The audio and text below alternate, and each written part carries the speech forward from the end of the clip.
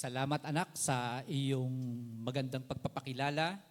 Una sa lahat ay ang Diyos ang maluwalhati sa buhay po ng inyong lingkod na ngayon po ay nakatayo sa inyong harapan upang ang bawat isa ay dalahan ng isang mensahe na kung saan ay magbibigay ng lakas at sigla sa atin para tayo po ay makapagpatuloy na makapaglingkod sa ating Panginoong Diyos dahil ang Diyos ay mabuti sa bawat buhay ng bawat isa po sa atin.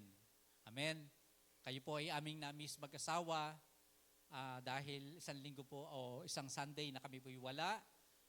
Kasama na rin po nito na halos 2 linggo rin po kaming nakatutok sa pagpapagawa ng aming pong bahay sa Tanawan. Kaya ang aming pong presensya ay tila parang hindi ninyo na nakita ng madalas. Subalit salamat po kay Lord dahil itong linggong darating na ito ay malamang matatapos na po ang aming pong bahay. Kaya kami po ay patuloy po muli sa aming pong paglilingkod sa Panginoon. Alam niyo po yung tinatawag na intentional in service. Kapag ito'y naging lifestyle mo na, hindi lang habit, kundi lifestyle mo na, hindi ka papayag sa ginagawa mo na paglilingkod sa Diyos na hindi mo ito magagawa. Kapag andun ka sa panahon na wala ka doon, ang yung kaluluwa, yung pala yung nararamdaman nun, pinaranas sa amin ng Panginoon sa loob ng 2 linggo na wala kami sa gawain, maliban lang sa araw ng Sunday. Alam niyo po, ang aming pong puso ay umiiyak dahil alam namin sa sarili namin, hindi yon ang lugar na dapat nandun kami, kundi dapat ang aming presensya ay nanduroon sa gawain ng ating Panginoon. Ganun po pala ang karanasan ng sinasabing lifestyle muna ang naglilingkod ka sa ating Panginoon. Minsan, madaling sabihin sa ating pong mga labi na maging lifestyle natin. Pero pag nakakaranas po tayo ng tinatawag na paglayo doon po sa natatanging gawain ito, hindi mo yun lifestyle kaya hinahanap mo. Hindi yun ang buhay mo. At ganun din po yung buhay po nating mga Kristiyano. Ito po yung buhay din po natin mga mananampalataya kung bakit kayo po yung akin pong hinihimok. Hindi ko po kayo kinocompulsory, hinihimok ko lamang po kayo na tayo po yung bumalik doon sa original na disenyo ng Panginoon sa atin bilang mga Kristiyano. Bakit kayo po yung pinagdadala ko po ng Biblia? Bagamat ang ating pong teknolohiya ay advanced na po sa panahon ngayon, mas mainam na nakikita natin yung essence bakit ang Biblia ay nilikha o nabigay sa mga Kristiyano. Ulitin ko po ulit, hindi ko po kayo kinocompulsory. Pero ipinakikita ko po sa inyong kahalagahan po nito. Unang-una, ang history kung paano tayo nagkaroon ng Biblia, ito po ay, it's been a matter of life and death. May mga taong nagsikap para magkaroon lamang ng sipi ng Biblia, katulad halimbawa ni John Hush at noong isa pang John, I think si Tyndale, na kung saan ay sa kanilang pagiging compassionate sa pamamagitan na magkaroon lamang ng mga sipi ng Biblia ang bawat mga tao, sila po'y inakusahan hanggang sila po'y sunugin ng buhay at ang ipinanggatong sa kanila nang sila'y sunugin ng buhay ay ang mga kinumpiskang mga sipi ng Biblia na ipinanggatong para patayin. Si John Hush at maging si, I think, hindi si William Tyndale, isa pang John, na kung saan ay pahalagahan natin yung buhay na nagbuwis para po rito. Sabihin na po natin na absolute na, pwede nang hindi gumamit ang mga Kristiyano ng Biblia kapag pumupunta ng simbahan. Pero sa palagay ko po, kapag po ba ang mga pastor ay nagkakasal, saan po ba pinanunumpa ang ikinasal? Tanungin ko po kayo, Kaloy, Becca, saan ko kayo pinanumpa? Sa Bible ba o sa cellphone? O sa iPad? Sa Bible. Kamakailan kinausap ko rin yung pinsan ko na, anong tawag doon, yung nagtatype sa korte. Anong tawag doon? Typenographer ba yun tawag doon? Stenographer. Tinanong ko kung sa iPad din nagsusumpa yung witness. Sabi, hindi po, sa Bible pa rin po. So, ibig sabihin, Dearly beloved Christian, hindi dapat na iniiwanan natin sa bahay ang Biblia bagkos dinadala sa simbahan. Amen?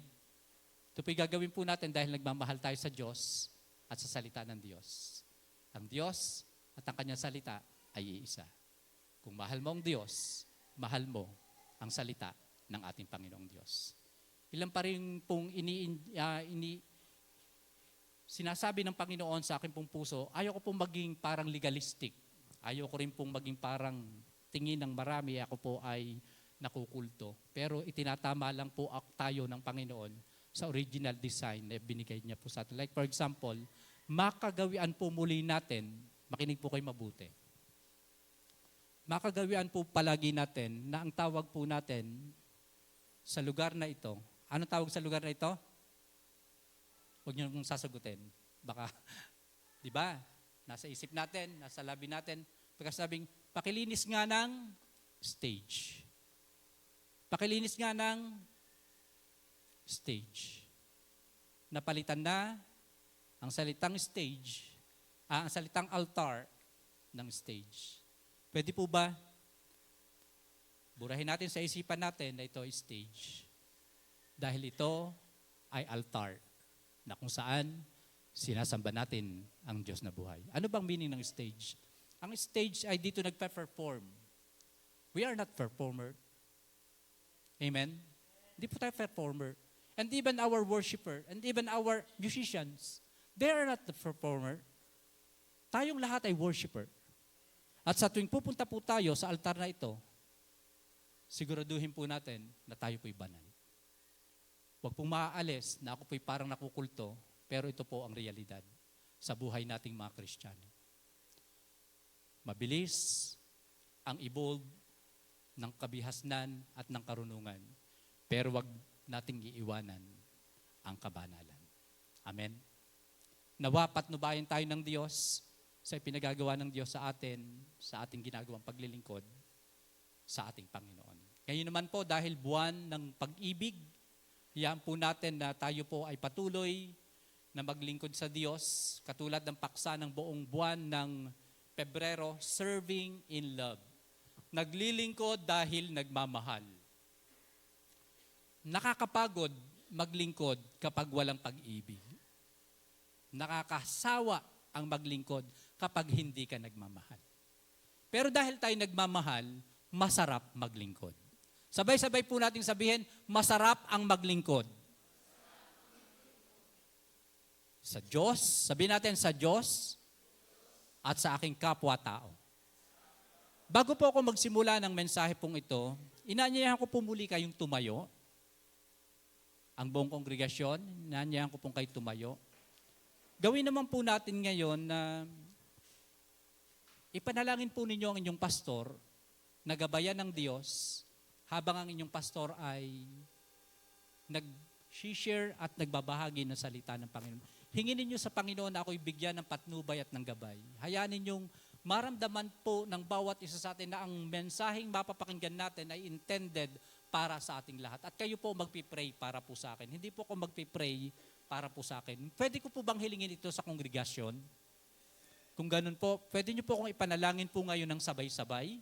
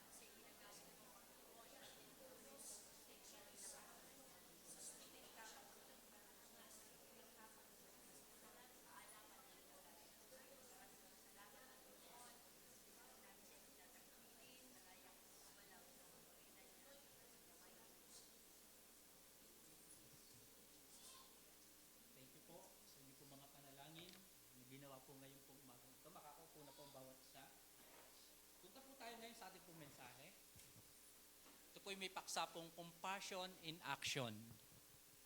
Kapag sinabi pong compassion in action, nandito po yung nararamdaman mo yung iyong pagmamahal. Nararamdaman mo yung pangangailangan ng mga taong nakikita mo. Nararamdaman mo yung gusto mong maiabot doon sa taong yon. Pero merong dalawang uri ng compassion. Ang compassion una ay hanggang pakiramdam lang, hanggang damdamin lang. Samantalang ang hinihingi ng ating Panginoong Diyos na paglilingkod, to be in serving in love is compassion in action. Sabay-sabay po natin sabihin, compassion in action. Sa pa po, compassion in action. Sa makatuwid po, ang paglilingkod ng may compassion ay naghihintay ng pagtugon, ng pagganap o paggampan sa ating pong ginagawa. Atin pong tingnan ang susing talata na ipinagkaloob po sa atin para po sa buwang ito. Sangayon po sa aklat po ng Ebanghelyo ni San Lucas, Kabanatang 10, talatang 33 hanggang 34. Ganito po ang pagkakasabi. Ngunit may isang Samaritanong naglakbay o naglalakbay na napadaan doon. Nang makita niya ang biktima, siya'y naawa. Nilapitan niya ito. Binuhusan ng langis at alak ang mga sugat at binendahan. Pagkatapos, sinakay niya ang lalaki sa kanyang asno at dinala ito sa bahay panuluyan upang malagaan siya doon. Ang Diyos po ang siya magpala sa salitang ito na binasa po natin na kung saan po ay pag-aaralan po natin. Ginamit ng Panginoong Hesukristo sa kanyang parabola o kwento ang buhay ng isang mabuting Samaritano na napadaan sa lugar ng Jericho at nakita niya yung isang lalaking halos walang malay o walang buhay na iniwanan, binugbog at pinagnakawan na kung saan ay nangangailangan ng tulong.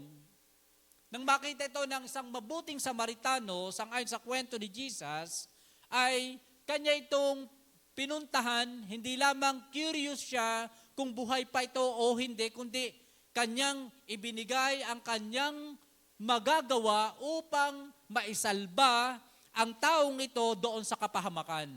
Hindi man nabanggit sa kwentong ito, pero pinatutunayan sangayon sa kwento ng Panginoon, kung atin pong titingnan at tutunghayan yung historical background nito, ang lalaking pinagsamantalahan ng mga tulisan para pagnakawan at bugbugin at gulpihin ay isang Hudyo. Paano po natin ito malalaman? Kapag pinuntahan po natin ang historical background ng kasaysayan ng mabuting Samaritano. No? Kasi po, sa pangyayari pong ito, sa Luke chapter 10, ay mababasa po natin kung paanong ang mabuting Samaritano from verse 25 hanggang sa mga talatang binasa natin ay nabanggit niya sa kanyang salaysay o isang kwento. Ganito po kasi ang nangyari. No? Bakit nagkwento si Jesus?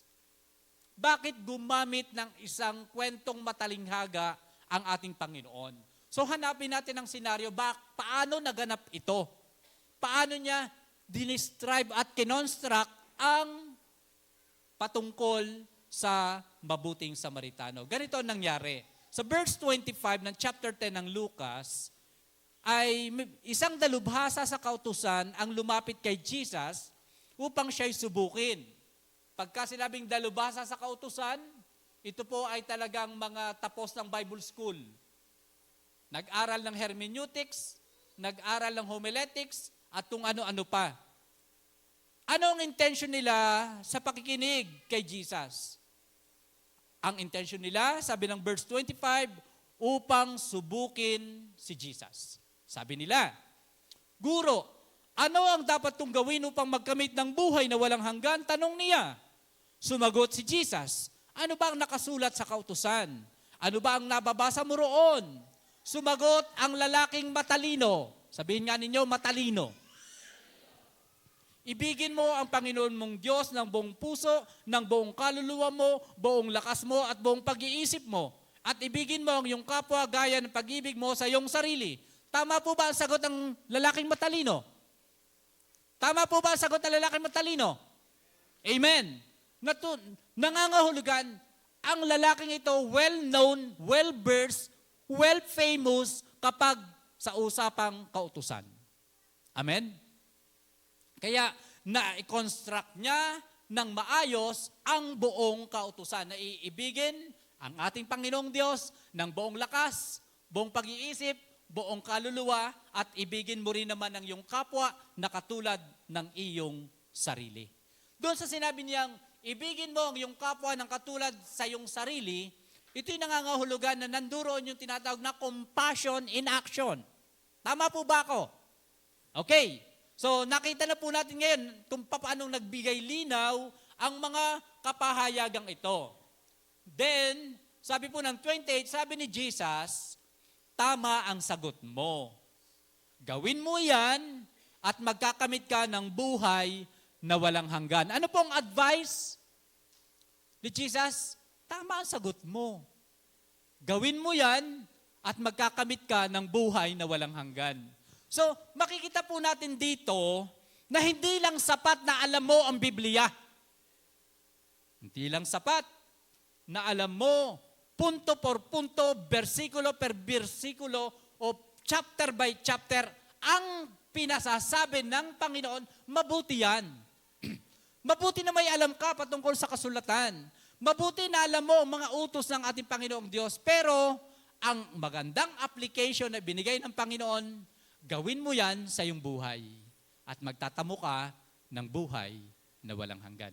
Sa palagay po ninyo, nagustuhan po kaya noong matalinong tao, noong palaaral sa Biblia at nalubasa sa Biblia, yung sinabi ng ating Panginoon na gawin mo yan para magkaroon ka ng buhay na walang hanggan. Hindi pa judgmental dito si Jesus? Na para sinasabi niya, hindi mo naman ginagawa yan kasi alam mo lamang kulang ka sa gawa. Ito yung dahilan kung bakit ang paksa po natin ngayon ay merong pamagat na compassion in action. Kasi nakukulangan ang Diyos sa atin sa ating mga gawa. Nakukulangan ang Diyos sa ating mga action. Hindi nais ng Diyos sa loob ng simbahan lahat tayo matatalino. Hindi nais ng Diyos sa loob ng simbahan lahat tayo marunong sa Biblia. Kundi ang nais ng Panginoon, yung mga natututunan natin, yung mga pinag-aaralan natin, nakikita sa buhay natin. Sabi mo sa katabi mo, correct si Jesus doon. Sabihin nyo, mukhang nakatigil lang kayo. Sabi mo sa katabi mo, correct si Jesus doon. Kaya po, sa pangyayari pong yon, sabi po dito, upang wag siyang lumabas na kahiya-hiya, so offended para sa kanya. Hello? Offended para sa kanya, ang tama namang sagot ni Jesus, di po ba? Kaya humirit pa ng isa. Sabi niya, upang wag siyang lumabas na kahiya-hiya, nagtanong pa ang lalaki, sino naman ang aking kapwa? So, sa sagot ng Panginoon, hindi directly sinagot ni Jesus kung sino ang kapwa niya. Nakuha po natin. Nakuha po natin ang tunay na lohiko kung bakit nagkaroon ng kwento sa Biblia patungkol sa mabuting Samaritano. Amen? Ganito po kasi ito. Sa loob ng simbahan, kapag nagtuturo at nangangaral ang pastor, sa loob ng kanyang makakaya, pinagsisikapan niya na ang kanyang mensahe ay maging maayos, hindi para tumaas ang pagkakakilala sa kanya ng mga makikinig. Kundi ang laman ng puso ng mga mangangaral ay magamit na epektibo ang bawat mga mangangaral, na kung saan ay maluluwalhati ang pangalan ng ating Panginoon at ang makakapakinig ay mabibiyayaan sa pag-uwi nila, sila'y tatatag, sila'y lalakas, sila'y sisigla, at sila'y magpapatuloy na naglilingkod sa Panginoon. Yun po yung klase ng mga mangangaral. Ang objective at motibo ay upang patatagin at palakasin ang mga makikinig sa loob ng simbahan. At sana, maging ang mga nakikinig naman ay ganun din po ang magiging naisin po ng bawat isa sa atin. Kapag tayo po'y nakikinig. Sabi nga po, kung meron pong mahusay na tagapagsalita, mas mainam may mga mahuhusay din po na nakikinig. Paano po tayo makikinig? Kung ang mga ngaral ay nagtuturo at nangangaral sa mga nakakaintindi po ng homiletics at hermeneutics, ay nagtuturo ng tinatawag na exegesis at hindi eisegesis o eisegesis. Ibig sabihin, mula sa Biblia, manggagaling upang makita ng mga ngaral at ito ay itatransfer doon sa mga makikinig. Ang eisegesis naman, mula sa mga ngaral na nakita niya sa Biblia at ibibigay naman sa mga tao. Kinakailangan from the Bible, patungo sa mga ngaral, then sa mga makikinig. At kapag ang objective naman o ang naisin naman ng Panginoong Hesus sa kanyang pangangaral na ito, ay makita ng lalaking ito yung tinatawag na exegesis din naman. Nakalulungkot, maraming mga Kristiyano ay kapag may nangangaral, ang hinahanap at inaantay ay ang maipupula, ang pagkakamali ng mga ngaral. Hindi hinahanap yung ikatatatag, ikasisigla, ikauunlad ng kanyang pananampalataya.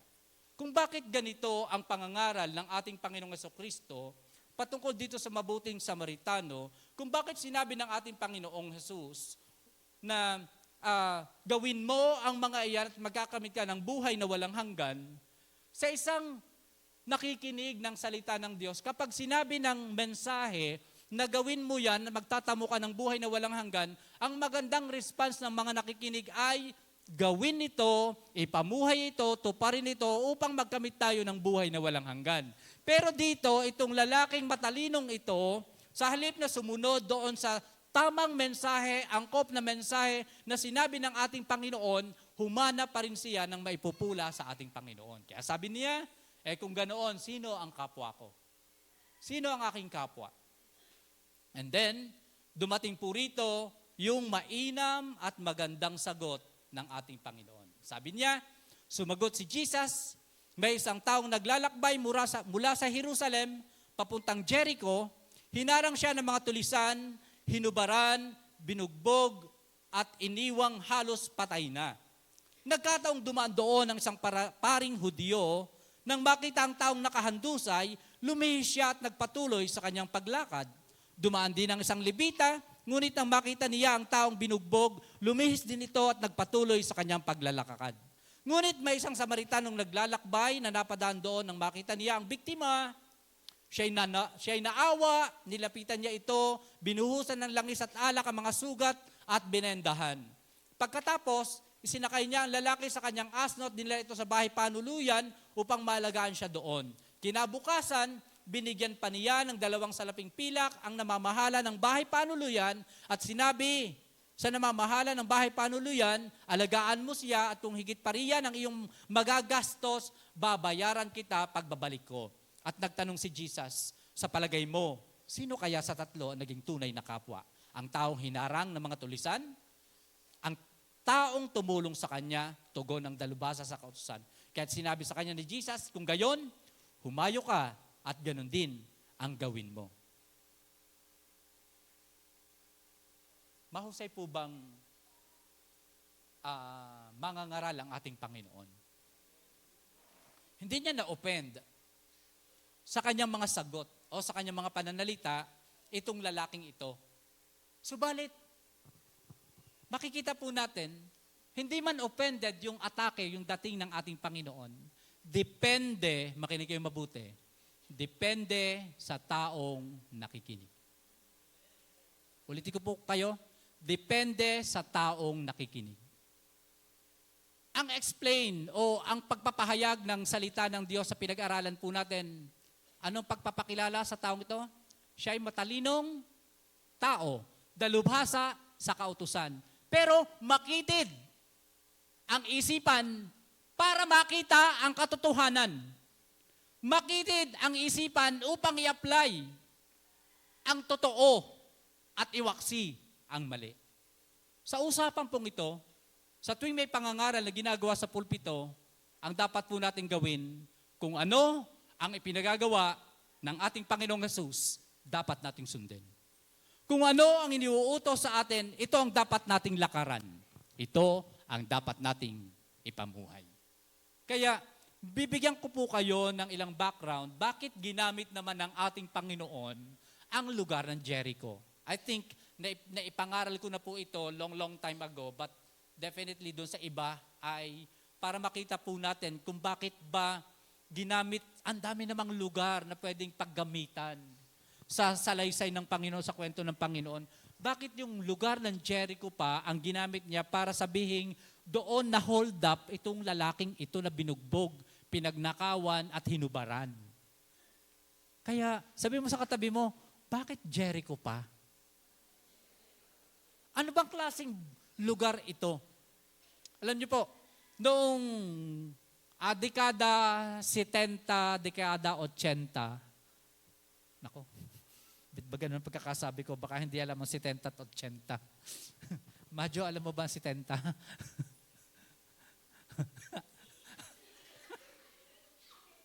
70, joke lang. 70, 70, 80, 80. Okay, no? Noong dekada 70s, 80s, 60s, mga taga-Tanawan na medyo kasing idaring ko. Noong panahon pong yon, bibihira ang pumapasok sa lugar ng Pantay, Ulango, Pagaspas, Balok-Balok. Bakit po? Nakakatakot na lugar. Why? Kasi maraming nangyayaring krimen po doon. Hold up, patayan, at marami pang iba pa. Ng mga panahon pong yon, nakakatakot talaga.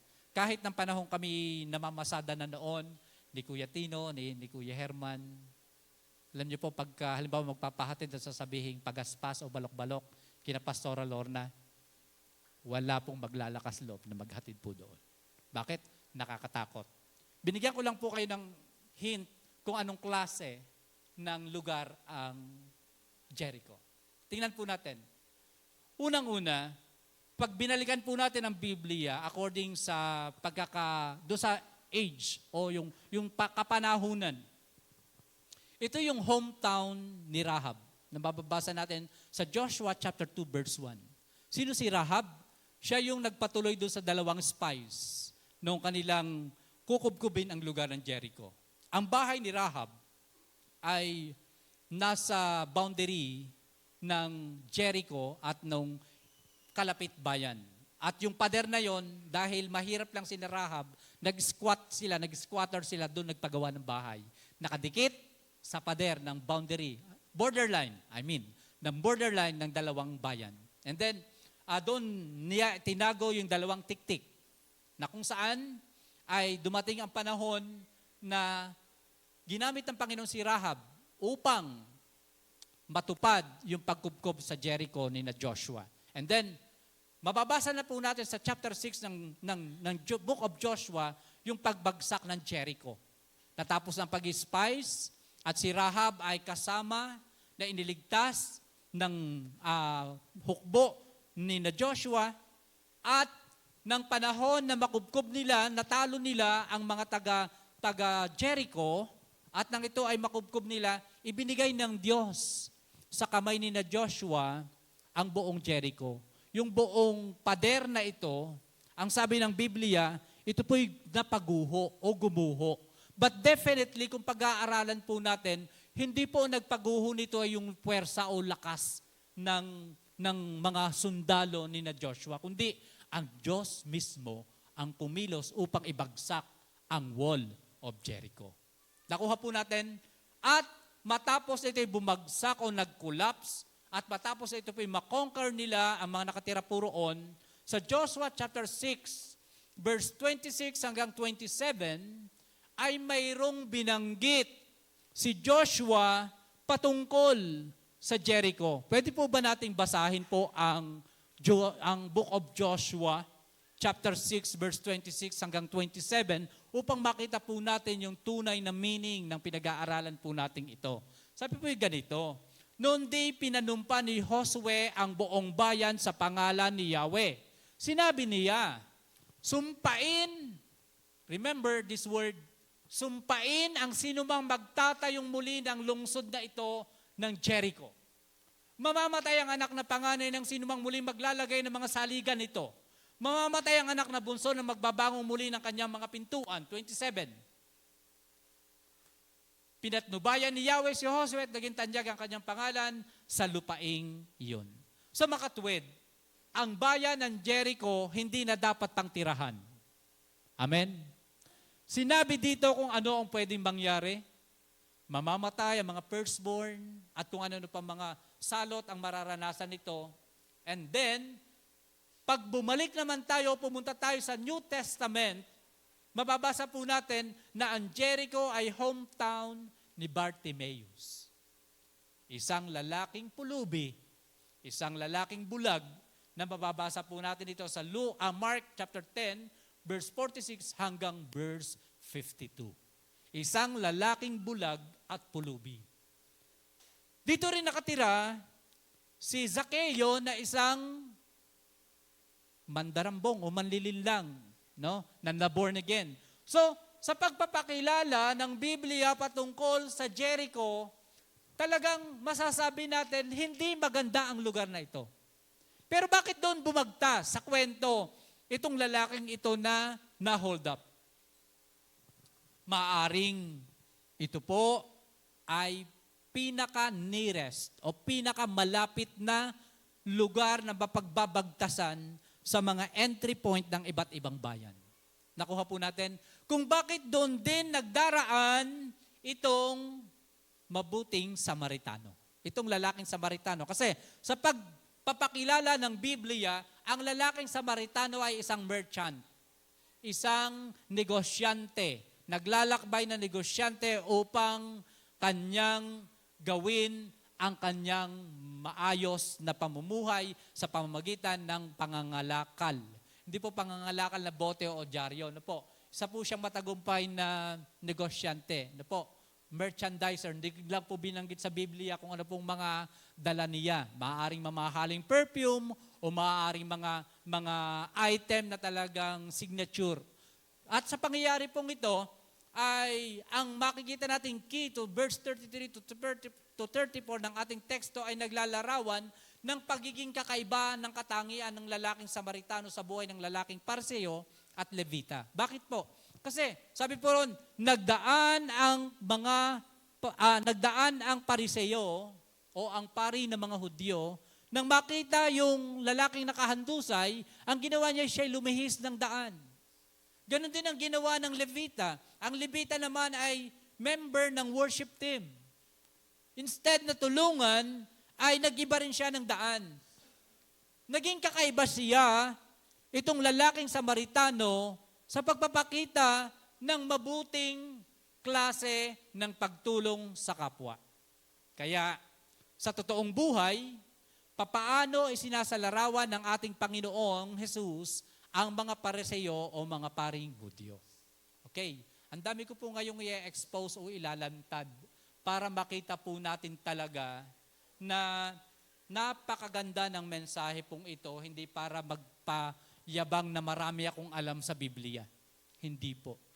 Upang ipakita lamang po yung tunay na mensahe po, bakit ganitong mangaral ang Panginoon kapag kaharap niya ang mga sinasabing matatalino sa Biblia. Yung mga nag-aaral ng homiletics, yung mga nag-aaral ng mga hermeneutics. Sabi po rito, kanyang ipinakita ang mga katangian ng mga Pariseo. Sabi po, sa Lucas 11:43, tingnan po natin, 11:43. Kahabag-habag kayong mga Pariseo. Mahihilig kayo sa mga upuang pandangal, sa mga sinagoga, at ibig ninyong pagpugayan kayo sa mga palengke. Kahabag-habag kayo, sapagkat para kayong mga libingang walang tanda, kaya't nilalakaran ng mga tao nang hindi nila namamalayan. Sinabi sa kanya ng isa sa mga dalubhasa sa kautusan, Guro, sa sinabi ninyo yan, pati kami kinukutya ninyo. Sinagot naman siya ni Jesus, kahabag-habag din kayo mga dalubhasa sa kautusan. Pinagpapapasan ninyo ng mabibigat na dalahin ng mga tao, ngunit ni daliri ay ayaw ninyong igalaw upang matulungan sila. Kahabag-habag kayo, pinagpapatayo pa ninyo ng magagarang libingan ang mga propetang pinatay ng inyong mga ninuno. Sa gayon, kayo na rin na nagpapatunay na sang-ayon kayo sa ginawa ng inyong mga ninuno, sapagkat sila ang pumatay sa mga propeta at kayo naman ang nagtatayo ng libingan sa mga ito. Dahil dito'y sinabi rin ng karunungan ng Diyos, magsusugo ako sa kanila ng mga propeta at mga apostol. Ang ilan ay papatay nila at ang iba na may uusigin. Sa gayon, pananagutan ng salinlahing ito ang pagpaslang sa lahat ng mga propetang pinaslang mula ng likhain ng daigdig, magmula kay Abel hanggang kay Zacarias na pinatay sa pagitan ng dambana ng dakong banal. Oo, sinasabi ko sa inyo, mananagot ang salinlahing ito. Kahabag-habag kayo mga dalubhasa sa kautusan, sapagkat pinagkakait ninyo ang susi ng kaalaman. Hindi na nga kayo pumapasok, hinahadlangan pa ninyo ang mga ibang nais pumasok. At umalis si Jesus doon, mula noon, tinuligsa na siya ng mga tagapagturo ng kautusan at ng mga pariseyo at pinagtatatanong tungkol sa maraming bagay upang masilo siya sa pamagitan ng kanyang pananalita. Nakita po natin kung bakit nagkaroon ng pitak o lamat ang pagitan ni Jesus at ng mga taong matatalino sa kautusan. Na kung saan ay sinabi ng hayagan ng ating Panginoon na ang mga taong ito sa halip na ituro ang katotohanan, hinahadlangan pa ang mga tao para makapasok sa katotohanan. Sa loob ng simbahan pong ito, mainam na maipangaral ng maayos ang ebanghelyo ng ating Panginoong Jesucristo. Ipinakikita ng mensahe pong ito, ang gustong mangyari ng ating Panginoon, hindi tayo mapuno ng kaalaman para mamula ng kapwa po natin, tagapagturo at mangangaral. Itinuturo ng mga mensahe pong ito, na tularan natin ang buhay ng isang lalaking Samaritano. Ang buhay ng isang lalaking Samaritano na kung saan ginamit ng ating Panginoon upang ipakita na sila o siya ang ating tularan. Bakit sinabi ng ating Panginoon? Kahabag-habag ang mga tagapagturo ng kautusan. Sila'y punong-puno ng kasakiman, sila'y punong-puno ng kasamaan. Pero sila po'y matatalino at nalubhasa sa kautusan, subalit ayaw nilang ipamuhay ang kanilang mga natutunan. Sa halip na ipamuhay ang mga naririnig sa ating Panginoong Hesus, nag-iipon sila ng mga maibibintang, nag-iipon sila ng mga maipapaharatang sa ating Panginoon upang matigil na ang pagtuturo, upang matigil na ang pangangaral ng ating Panginoon. Araw-araw, ganito ang ginagawa ng mga matatalinong taong ito. Sa tuwing may pangangaral ang ating Panginoon, maaga pa, present na ang mga taong ito, hindi para pagpalain. Present na ang mga taong ito, hindi para tumanggap ng pagpapala sa Diyos, kundi upang kanilang batikusin ang pangangaral na ginagawa ng ating Panginoong Hesukristo. Kaya, tingnan ho natin, ang compassion ay nilalapatan ng action.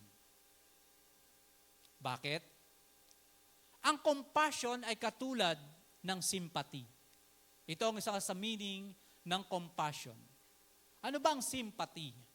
Sympathy is the feeling of compassion, sorrow, or pity for someone experimenting misfortune or a shared understanding and agreement with another views. Ano raw pong ang sympathy?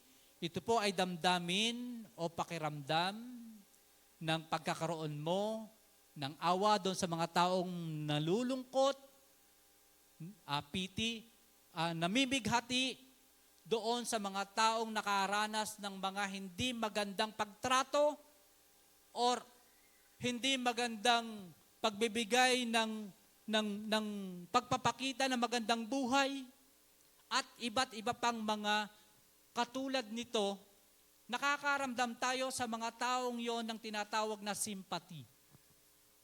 Okay, yun po ang ibig sabihin ng compassion. Ano po? Subalit, hindi sapat na magkaroon lang tayo ng compassion or sympathy. Itinuturo sa larawan ng buhay ng lalaking Samaritano na magkaroon po tayo ng tinatawag na empathy. Everybody say empathy. Ito pong empathy ay iba sa sympathy. Magkaiba po ito. Tingnan po natin, what is empathy versus sympathy? Sympathy is feeling concern or pity for someone's hardship, while empathy is the ability, everybody say ability, is the ability to understand and share their feelings as if they were your own. Essentially, putting yourself in their shoes. Yun ang tinatawag pong kaibahan ng empathy sa sympathy. Okay, nakikisimpat siya tayo, nakakaawa ka naman. Amen? Nakaka-connect po ba tayo sa bagay na ito? Uy, na-hospital daw si ganito, nakakaawa ka naman. O di kaya naman, dinalaw mo ang taong may sakit. Sasabi mo, uy, pagaling ka. Ya mo, pagagalingin ka ni Jesus. Alin po kaya ang mas maganda?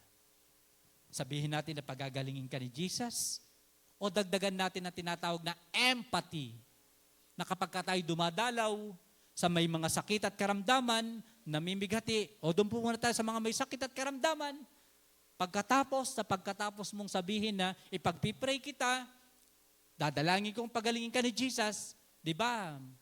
Nakukumbikta tayo na kung anong mayroon ka sa bulsa, kahit pa yan ay 20 pesos o 50 pesos, di ba? Ginagawa natin, pasimple nating iniaabot, either sa nag-aalaga o dun sa may sakit, sinasabi nating, dagdag mo to sa pambili mo ng gamot. Yun ang kaibahan ng sympathy sa empathy. Nararamdaman mo yung pangangailangan ng taong ito, pero meron kang ginagawa. Everybody say, meron kang ginagawa. Kasi yung mga sinasabing Pariseo, sila po yung palagi nakahalukip-kip. Sila po yung gawin mo to, gawin mo yon, do this, do that. Don't do that. Pero sila ayaw magbuhat, ayaw gumawa. Nakita ho natin, bakit ganito ang mensahe ng ating Panginoon? Bakit ginamit niya ang Pariseo, ginamit niya ang Levita, at ginamit niya ang Samaritano? Ang pagbibigay ng tulong sa iyong kapwa ay iniuutos ng Diyos sa atin. We're blessed. Hindi dahil magaling si pastor o sino pa man sa atin, kundi nagkaroon tayo ng iisang damdamin. Nagpapasalamat ako unang-una sa Diyos. Pangalawa, sa ating mga key leaders na palaging sumusuporta kapag tayo ay mayroong mga ibinibigay na mga panukala na dapat gawin sa simbahan. Kapag mayroong mga nagkakasakit, kapag mayroong mga nanganganak, kapag mayroong mga ikinakasal, kapag mayroong mga namamatayan, nagkaroon tayo ng programa, opo, hindi po napakalaki nito. Bakit? Hindi naman po tayo mayayaman. Pero sa realidad na buhay, hindi po ako nagmamayabang, gusto ko lamang pong sabihin sa inyo, sa realidad na buhay, tayo lang ang gumagawa nito. Bakit po? Kasi pinapahalagahan natin ang isa't isa. Binibigyan natin ng importansya ang isa't isa. Kung bakit kapag merong nagkasakit, aware na agad tayo na matik, it's either si Ate Irene o di kaya ay si Kuya Sander ang magpo-post sa FB, sa ating GC, na sasabihin, magkakaroon po tayo ng pagtutulungan para sa kapatid nating nagkaroon ng ganitong klase ng karamdaman o na-ospital o ano paman. Alam niyo po, ito po'y bahagi ng buhay ng isang, katulad ng buhay ng isang lalaking Samaritano. Nais ng Diyos na ganito maging buhay po natin. Sa simula, ganito lang ang ginagawa natin dahil maliit pa naman ang ating pong congregation. At kalaunan, masaya nating nagagawa po ito. Alam niyo po, nagagawa ng tinatawag na empathy. Gagamitin ko na lamang pong illustration ng aking pong bayaw, si Kuya Pabi. Alam niyo po, pagkalabas po niya ng hospital, alam niyo po, malungkot po siya. Hindi lumalabas ng kwarto. Pupuntahan ko siya sa kwarto niya. Sabi ko, Kuya, okay ka lang? Oo, okay lang ako. Pero dama ko na siya'y malungkot. Dama ko na nangungulila siya. Pero alam niyo po, nang siya po'y dalawin ng mga kalalakihan ng lipa, nagtaka kaming lahat. Naging maaligansa siya, naging masaya siya. At pag-alis ng mga nagsipagdalo, hindi lang pala kalalakihan. Kasama pala si Becca, si Fatima, si Annie. Kinaumagahan, nagtaka kaming lahat. Pati po yung mga trabahador namin, yung gumagawa ng bahay, nagtaka lahat. Si Kuya Pabe, nandun na sa labas. At alam niyo naman yon, sabi nung isang trabahador namin, kalasi, magaling na si Kuya Pabe, malakas na uli ang boses. Yun po yung nagagawa ng empathy. Yung makita lang yung presensya natin, yung nadalaw lang natin, akala natin simpleng ginagawa lang natin yung pagdadalaw. Hindi po. Ang laking bagay niyan, ang laki ng impact niyan doon sa taong may dinaramdam. Doon sa taong namimiss din naman kayo. Amen? Alangan namang yung may sakit ang dumalaw sa inyo. Di po ba? Ang may sakit, dinadalaw. Hindi ang may sakit, siyang pinapadalaw. Kaya itong tinatawag na empathic relationship ay mainam na itinuro sa atin ni Jesus sa pamamagitan ng pangangaral niya patungkol sa mabuting Samaritano. Anong ginawa mabuting Samaritano? Kanyang binigyan ng first aid ang katawang nabugbog ng taong ito. Siguro ginising. Oy, gising. Nang magising, sabi roon ay kanyang nilinis ang sugat nito ng dala niyang langis. Sa iba naman ay wine. Bakit? Kasi ang wine, gamot yun eh. No? May halong alcohol yun. And then, nang mabandage na niya to, isinakay sa kanyang asno, siya'y lakad. Sino nakasakay? Yung asno, pinagamit yung kanyang sasakyan. And then, sabi roon, dinala sa isang bahay panuluyan dahil siya nga isang merchant at pinagkatiwala ito doon sa bahay panuluyan at binigyan ng pera upang alagaan at kung magkukulang pa ito sa kanyang pagbabalik. Sabi po ron, sa kanyang pagbabalik, ibig sabihin, magpa-follow up. Everybody say follow up. Magpa-follow up itong lalaking Samaritano. Sabi niya, at sa aking pagbabalik, kung meron ka mang nagastos at naubos na yung binigay ko sa iyo, ako ang magbabayad. Sagot ko yan. So, ang pagpa-follow up ay napakahalaga po sa atin. Parte po ito ng ating buhay na mayroong empathy. Amen? Hindi lang sympathy, kundi mayroon po tayong tinatawag na empathy. Kaya, ang pagbibigay ng tulong sa iyong kapwa ay iniuutos ng Diyos para po sa atin. Ito ang dahilan. Bakit ginamit ng Panginoong Hesus ang karakter ng isang Samaritano sa kwento upang number 1, ituro ng pag-ibig sa kapwa ay walang kinikilingan, kahit sa kaaway, dahil ng panahon pong iyon ay matindi ang awayan ng mga Hudyo at ng mga Samaritano. So yun pala ang punto kung bakit hindi tinulungan ng Samaritano at ng Levita ang lalaking iyon. Kaya mapapansin po natin na kanina'y nabanggit ko, kasi wala namang binanggit na klase o kung anong nasyonalismo ng lalaki. No? Kanina sabi ko, kasi Samaritanong tumulong, possible Hudyo. Ngayon naman pwede mabaligtad. Why? Kasi sabi sa ating pinag-aaralan, malaki ang hidwaan ng mga Hudyo at ng mga Samaritano. Posible din na itong lalaking na hold up at iniwang halos nakahandusay at patay na halos ay isang Samaritano. Vice versa. Bakit? Kasi nang makita ng mga Pariseo, iniwanan. Nang makita ng mga Levita, iniwanan. So nangangahulugan talaga na binigyang diin din ng Panginoon sa mensaheng ito yung pagkakaroon ng kahulugan na Hudyo ka man o Samaritano, anuman ang lahi mo, hindi mo dapat na ipipigil at iuurong ang iyong pagbibigay ng iyong tulong. Kaya sa conclusion po ng mensaheng ito, narito po ang mahalagang dahilan. Tingnan po natin pag-aralan ng conclusion pong ito. Una, paghamon sa pagkiling o tinatawag na bias. Itinuturo ng Panginoong Yesus na hindi tayo dapat maging bias, kundi tayo po maging pantay o fair sa ating kapwa-tao. Ang mga Samaritano ay tinuturing na bababa ang uri o kaaway ng mga Hudyo. Sa pagpili sa kanila bilang isang bayani sa kwento, binasag niya o ni Jesus ang ethnic at panlipunang hadlang. Kasi po, pag-aaralan po natin ng mga Samaritano, sila po yung nagkiklaim na sila naman ay lahi din ni Abraham. I think sila po ay nagkiklaim na sila po ay mula sa lahi ni Naphtali, doon po sa 12 tribes of Judah.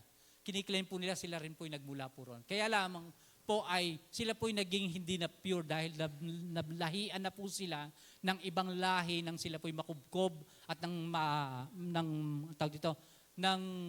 maalipin muli ang mga Israelita. Okay, dito po sa number 1 ay pinakita dito ng Panginoon na hindi kinakailangan na maging bias tayo. Anuman yung kanyang kalnasyonalismo o pinaniniwalaan, tutulong pa rin tayo. Aabot at aabot pa rin po tayo sa pamagitan ng pagdadala natin ng ebanghelismo sa mga taong hindi pa nakakakilala kay Kristo. Pangalawa, tunay na pag-ibig sa kapwa. Ipinakikita ng Samaritano ang pag-ibig sa gawa, hindi sa ngawa. Amen? Pagtulong sa sugatan, sa halip na salita lamang na siyang sentrong aral ng pananalita. Ang kailangan, gawa. Pangatlo, paglampas sa kultura. Tinuturo nito na ang pagtulong ay dapat ibigay sa lahat. Everybody say lahat. Anuman ang pagkakaiba sa kultura, relihiyon o politika. Tayo ay mag-aabot ng ating tulong, mag-aabot ng ating pagmamahal, mag-aabot ng ating pag-ibig. Huwag na po tayong lumayo. Simulan po natin ito sa loob ng ating community, sa loob ng ating congregation. Dapat tayo po ay nagmamahalan, tayo po ay nagtutulungan, tayo nag-aagapayan at tayo po'y nagdadamayan. Pinakikita ng mensahe pong ito na sa loob ng kongregasyong ito, mainam na maranasan natin muli yung iisang pag-ibig, iisang damdamin, iisang adhikain na tayong lahat ay iisa para kay Kristo. Pwede po bang palakpakan natin ang ating Panginoon? Sa application po na mensahe po natin ito, sa madaling salita, ginamit ang Samaritano upang ipakita na ang kapwa ay ang sinumang nangangailangan ng tulong. Kahit siya ay itinakwil ng lipunan. Sabi mo sa katabi mo habang iningitian mo. Ulit-uli, narinig niyo po ba ako? Sabihin mo sa katabi mo, ngitian mo, sabi mo, kapatid, ikaw ang kapwa ko. Ikaw ang kapatid ko kay Kristo. Mahal kita, iniibig kita dahil kay Kristo. Pwede po ba tayong tumayo? Magpatuloy na sumamba at magpuri sa ating Panginoon upang maranasan natin ang marubdob na pag-ibig at pagmamahal ng Diyos para sa atin. Kung tayo'y inibig ng Panginoon, minahal ng ating Panginoon, pinahalagaan ng ating Panginoon, palabasin natin ang tunay na essence ng mensaheng ito nang sinabi ng buong kautusan, nang tanungin ng Panginoon ang matalinong tao kung papaanong iibigin ang Diyos ng higit sa lahat, buong lakas, kaluluwa at isipan. At mamahalin din naman ang kanyang kapwa-tao katulad ng pag-ibig niya sa kanyang sarili. purihin ang Panginoon, iibigin natin ang ating kapwa, siya man ay kaibig-ibig sa'yo, siya man ay tila parang asar ka, tila parang hindi mo gusto siyang makasama, o tila parang ikaw ay umaagwat sa Kanya. Hindi ito ang itinuturo ng Panginoon na kinakailangan mong dumistansya sa Kanya, kundi ang itinuturo ng ating Panginoon, kailangan nating tanggapin kung ano siya. Kailangan nating tanggapin kung sino siya. Kailangan natin iparamdam, iparanas na siya ay kinahabagan din naman ng Panginoon. At ikaw ay kinahabagan din ng Panginoon. At tayo naman ay kinahabagan din ng ating Panginoon. Isang bagay ang aking ibibigay na mainam na conclusion. Kapag nakikita tayo ng Panginoon, na tayo mismo ang nag-iisnaban, kapag nakikita ng Panginoon na tayo mismo ang hindi nagpapansinan, napipighati ang banal na Espiritu Santo. At alam ko, ayaw mo, ayaw ko na mapighati natin ang Espiritu Santo. Kaya ngayon, hayaan natin, iparanas natin ang acceptance sa puso natin. Mahalin, ibigin ang hindi kaibig-ibig. Bigyan ng panahon upang buuin ang relasyong nalagot. Huwag lumayo, huwag umalis, pagkos. Pagbuklo rin tayo palagi ng pag-ibig at pagmamahal na nagbubuhat sa ating Panginoong Diyos. Hallelujah. Tayo po'y patuloy na sumamba sa Panginoon. Sabayan natin umawit ang ating mga awit. Damahin natin ang mensahe nito. Kung paanong tinawag tayo ng Diyos sa pagmamahalan, kabanalan, at pag-iibigan. The power of your Holy Spirit to open heaven's door. Hallelujah. Spirit, touch your church, see the hearts of men, revive us, Lord, with your passion once again. I want to care for the others, Like Jesus cares for me. let your Let your rain fall upon me. Make it in a prayer. Sabihin natin to, awitin natin ito, na parang ipinapanalangin mo sa Diyos, na bigyan ka niya ng puso. I-revive niya ang ating buhay. Oh, hallelujah. Like Jesus cares for me. Let your rain fall upon me. Once again, let your prayer. Spirit of your church, stir the hearts of men. Revive us, Lord, with your passion once again.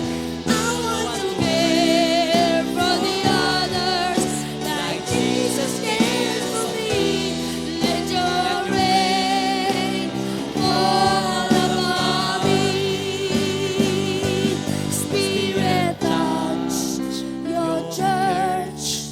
Speak the hearts of men. Revive us, Lord, with your passions once again. I want to care for the others like Jesus cares for me. Let your rain fall upon me. Hallelujah. Inudyukan ako ng Panginoon ngayon na ganito ang gawin natin. Kumuha kayo ng isang kapareha ninyo, yung hindi ninyo ka-close. Lapitan ninyo siya at magpanalanginan kayo sa isa't isa. Sige po. Hindi po yung lagi mong araw-araw kasama. Puntahan mo siya at ipanalangin mo. Magpanalanginan kayo na iparanas ng Diyos sa atin yung tunay na empathy bilang binago ni Kristo. Yung tunay na nararanasan na magkakapatiran nagmamahalan, nagtutulungan, nakikisimpatya sa isa't isa. Spirit of this church, steer the hearts of men. Revive us, Lord, with your passion once again. I want to care for the others, like Jesus Cares for me. Let your rain fall upon me. Spirit, touch your church, steer the hearts of men. Revive us, Lord, with your passion once again. I want to care for the others, like Jesus cared for me. Let your rain fall upon me. Spirit, touch Come on, church. church. Pray each other. Come on, church. Magpanalanginan tayo. Magmalasakitan tayo. Magmahalan tayo. Let us break the bondage of being. Oh, hallelujah. Hallelujah.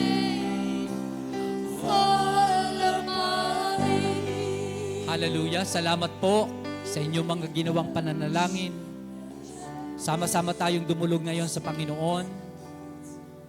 Dakilang Diyos, tunay na ang mensahe ng pagiging isang mabuting, hindi lamang Samaritano kundi isang Kristiyano, ang dapat naming ipinamumuhay sa aming mga puso, sa aming mga kilos, sa aming mga gawa. Banal na Espiritu Santo, bigyan niyo po kami ng pusong marunong umibig, marunong umunawa, marunong magpatawad at marunong tumanggap. Naririto po kami, Panginoon. Ang buong kongregasyong ito ay muli mong pagbuklurin ng pagmamahalan sa isa't isa. Walang puwang ang kanya-kanya. Walang puwang ang sila-sila. Walang puwang ang kayo-kayo. Bagkos, Panginoon, revive us, Lord, with your fire of love. Revive us, O Lord, with your fire of pagiging empathy in the mighty name of Jesus. In the mighty name of Jesus. We pray, we pray, we pray. Lord, itong kapangyarihan na ibubuhos po ninyo sa kongregasyon po namin ngayong pong umagang ito. God, salamat sa puwersa ng kapangyarihan ng Espiritu Santo na aming nararanasan po ngayon. Salamat sa pagbabago ng aming mga puso. Salamat, Panginoon, sa pagtatanim ninyo ng pag-ibig, pagmamahal at pagtanggap sa aming mga bagong puso. Ngayong umagang ito, Panginoon, ibinabalik namin sa inyo ang buong kaluwalhatian, buong kapasalamatan sa napakamakapangyarihang pag-ibig ng aming Panginoong Yesus sa pangalan ng aming Diyos Ama at ng aming Diyos Anak at ng Diyos Espiritu Santo. Ang lahat ng mga nagmamahal sa Diyos, nagmamahal sa kanyang kapatid, nagmamahal sa kanyang kapwa, ay magsabi ng Amen. Amen. Amen. Amen. Hallelujah.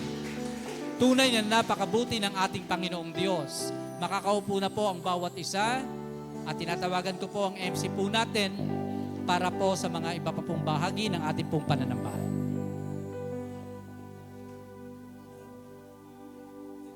Ayan. Salamat po, Pastor, sa isang nakakahamon at napakagandang mensahe ngayong araw. I believe we are all blessed. Amen po. Na-remind lang po ako dito sa verse na ito. Basahin ko lang na mabilis. Sabi dito sa Luke 6 verse 35, "But love your enemies, do good to them, and lend to them without expecting to get anything back. Then your reward will be great, and you will be children of the Most High, because He is kind to the ungrateful and to the wicked." Sabi ng Lord, love your enemies. Lord, bakit ganon? Dapat yung enemies inaaway, hindi minamahal. Pero ang sabi dito, and you will be children of the Most High. Diba? Live stream. If we claim into ourselves that we are Christian and the children of the Most High. Diba? Love your enemies. This is a command to be more like Jesus, to be more like God. Diba? Kaya tapikin mo yung katabi mo, sabihin mo sa iyong katabi, mahal kita kapatid. Ayan. Dapat love, love, love lang. At syempre, hindi ko na po ito patatagalin pa. Dumako po tayo sa next part ng ating worship service. Tinatawagan ko po si Ate Lady para po ipanalangin ang ating mga tithes and offerings.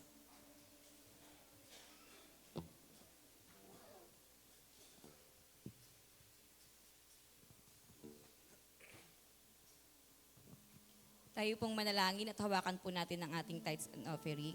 Minsan pa, Lord, kami po ay nagpapasalamat sa iyo pong mga salita at pagpapala na aming nararanasan, maging sa mga kapagsubukan, Lord, na inyo pong pinahihintulutan. Sa mga oras po na to, Lord, kami naman po ay magbabalik ng aming tithes and offering upang tanda at pagsunod po sa inyong mga salita. Ito po, Lord, ay hindi sapat upang mabalik po namin sa inyo ang inyong kabutihan. But Lord, naniniwala po kami na kayo po ang patuloy na magbabalik ng siksik, liglig at nag-uumapaw na pagpapala sa mga taong tapat at bukal sa puso na nagbibigay. Maging Lord, sa mga taong nais din po mag-offer, ngunit sila po ay nasa kakapusan pa sa mga oras na to, Lord, nakikita niyo po ang laman ng kanilang puso. Ano man po ang kanilang pangangailangan, kayo po ang patuloy na tumugon nito. Maging Lord, sa mga pinagkakitaan, trabaho man po, negosyo, Panginoon, patuloy niyo po itong i-bless at palaguin at gamitin din po para sa ikaluluwalhati ng inyong pangalan. Isinusuko po namin ang lahat ng ito ng may pananalig at pagsamba sa nanatanging pangalan lamang po ng inyong anak na si Jesus. Amen and amen. Grateful heart with a song of praise, with an outstretched hand, I'll bless your name. Thank you, Lord. I just wanna thank you, Lord. Thank you, Lord. I just wanna thank you, Lord. Thank you, Lord. Ayan, si Lord po ang bahalang magbalik ng siksik, liglig at nag-uumapaw sa lahat po sa atin. Dadako naman po tayo ngayon sa atin pong announcements.